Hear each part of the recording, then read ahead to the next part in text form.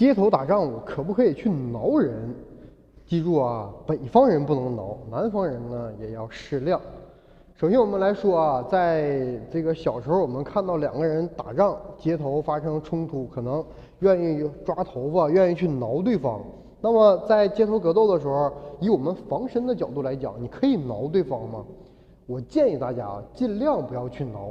为什么？别看你这个指甲，比如说比较硬的话，你抓它一下可以给它抠下来几块皮，但是呢，不起到什么实质上的作用，而且呢还会加剧你们之间的矛盾。本来呢两个人可能没什么，相互的吵吵嘴，这个斗斗气，但是你一把给人家薅一道血领子出来，挠下去两块皮，那么对方能干吗？反正要我是不能干。那么反而会加大这个矛盾冲突，可能由这个挠斗嘴直接变成大打出手了。而且呢，挠是不能制服对方的，我把你给挠服了，这个不现实啊。所以呢，建议大家不要出手去挠人。再一个，为什么不建议大家去挠别人呢？首先啊，这个街头格斗呢，它有很多种这个因素在里面，比如说这个穿的衣服，如果冬天比较多的穿的衣服比较多的情况下，你这个挠一把挠到衣服上了，这个一下可能把你的指甲给撅到，给弄折弄断，这个自己会很疼。再一个呢，如果说你挠对方，对方正好把你给，因为你挠是要张手去挠嘛，对方正好把你的手给抓住了，一撅，哎，你反倒被动了。所以呢，不建议大家去挠别人，两个方面的原因啊。第一个方面是挠他，不能像这个你一拳把他打趴下了，他反倒就是没有什么脾气了，或者你一个摔跤把对方给放趴下了，他服了，他不敢去反抗了。那么你挠对方，你得怎么挠能给他挠服呢？这么挠，没有办法给他挠服，而且对方不是一动不动站在这儿让你给挠的。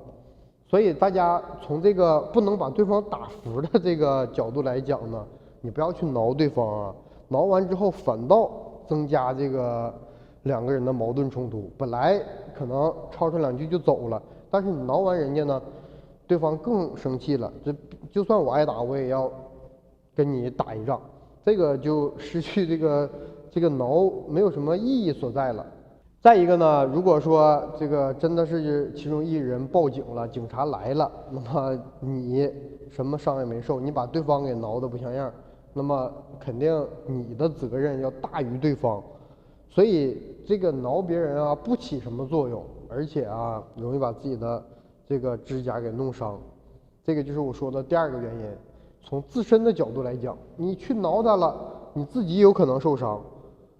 啊，指甲对吧？手指都容易被对方给撅到，把你给反制。所以呢，你既不能把对方给打服，而且呢你自己还容易受伤，那么我们尽量就不要去挠对方了。这个其实又引申到另一个防身的概念啊，总有人说我要去插眼，我去打咽喉等等等等。这个古代插眼叫什么呢？二指禅，对吧？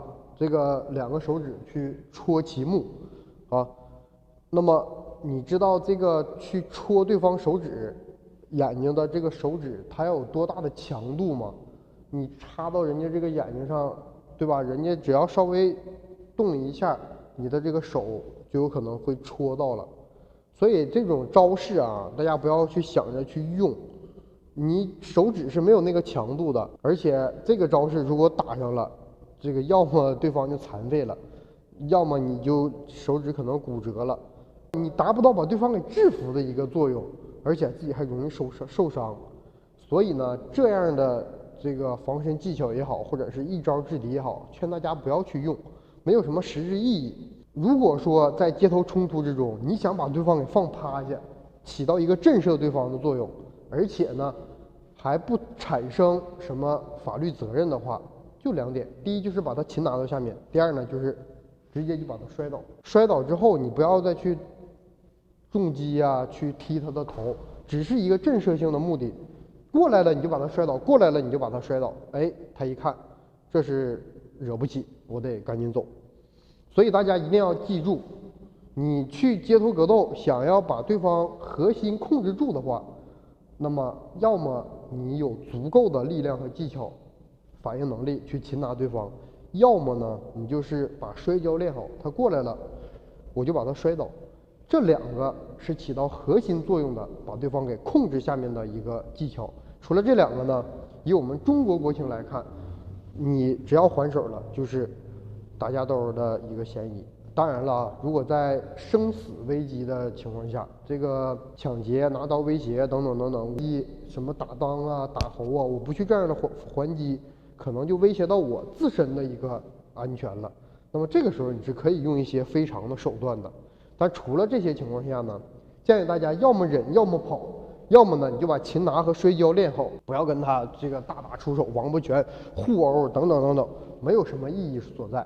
所以呢，大家平时啊，无论是什么招式也好，一定要把自身给提高起来，这样呢，你在街头格斗的时候才不那么容易受欺负，能把对方控制的几率会更大一些。